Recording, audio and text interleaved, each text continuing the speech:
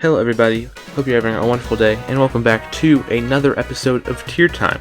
And in the last episode, we ranked all of the Gen 8 original Pokemon, and now we are ranking all of the ones from the DLCs, so that is very cool. So yeah, feel free to subscribe to show your support for the channel, and with that, let's move right into the ranking. And we're going to start with the Galarian Birds, and this starts with Galarian Moltres. And I actually think that this is probably my least favorite of the birds. And this is a personal. These are all personal opinions. So these aren't like what I think objectively they are, obviously. But these are all in my opinion. But I guess I would say it's all right. It's okay. It's nothing great, but I think it does the job, I think. So we're gonna throw that into the C tier. So it's right in the middle. Well, next up, we've got the second Galarian bird on this tier list, which is Galarian Zapdos, and I think that this is one step higher, or maybe I guess I would say it's one step higher than Moltres. I think it's good. I think it's pretty good shiny. And yeah, obviously, we don't have the same tier list as the last one, because I don't think there's any Gen 8 DLC tier list, so we're going back to the original one, except I sharpened it a little bit for whatever reason. But yeah, I think Galarian Zapdos is pretty good overall. It matches its original form like all of them do.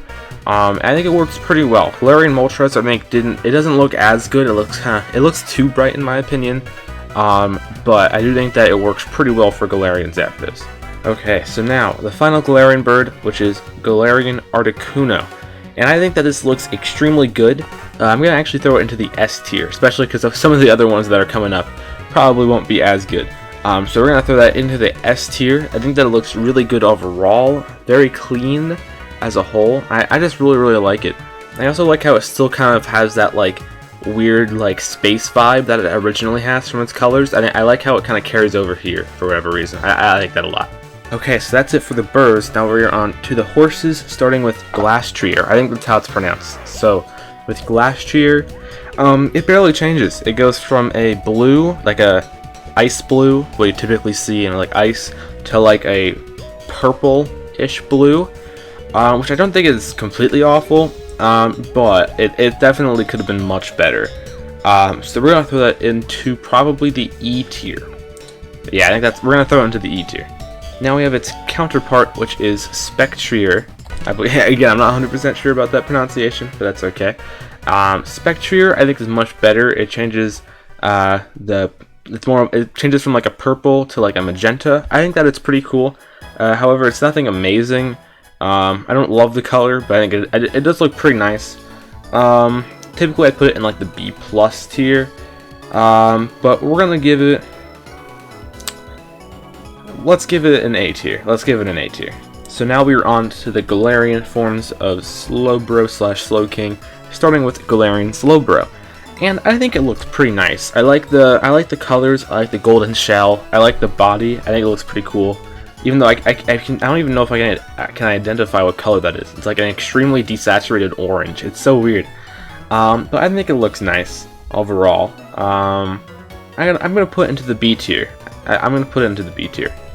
And next we have Galarian Slowking, and I'm probably gonna put it into the B tier as well. It's pushing A tier, very much. But nothing much changes, I think, just besides the body goes from like a pink to like a more of a purple. But I do think that it looks pretty cool. I like the new color that they chose. My opinion with purples is all over the place, but I think it looks pretty solid overall. Nothing too much to say about it besides that, but I think it looks nice. All right, so we are down to the final three, and let's just say that this will not be good. Kubfu, yeah. And Urshifu, yeah. Those are gonna go down there. The only thing that really changes is that like their mouths and fists, or fists for Urshifu, change from a tan to an orange-ish tan, which that's not even. I wouldn't say that's a very good color that they could have chosen to begin with. And that's the only thing that they changed, I believe. I mean, there could have been very subtle changes, but that's the only extremely noticeable change. And it's not a really good one. So unfortunately, we're going to have to put it into the F tier. Okay, we're going to be ending it with Calyrex. Yeah, this one isn't very good either. Probably it's high F tier, honestly. It's not that good, in my opinion. Just the only thing that changes is that it's white turns to a tan. And that's not really, I didn't even notice it at first, because I don't think I knew it's shiny before finding the PNGs for this video. And then I noticed it, and I was like, wait, that's shiny? So yeah, that definitely something that's not the best, honestly. But overall, I think the shinies, the DLC shinies, are very hit or miss.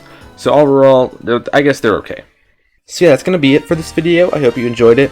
It was actually pretty short, but that makes sense because there's only a few Pokemon that we had to rank. Next time we're going to be doing Gen 7 with all the Alola shinies, and I'm pretty excited for it, so I hope you are as well.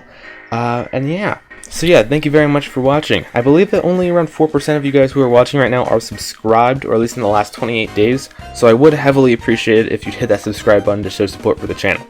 And yeah, with that, I'll see you guys next time. Have a nice day.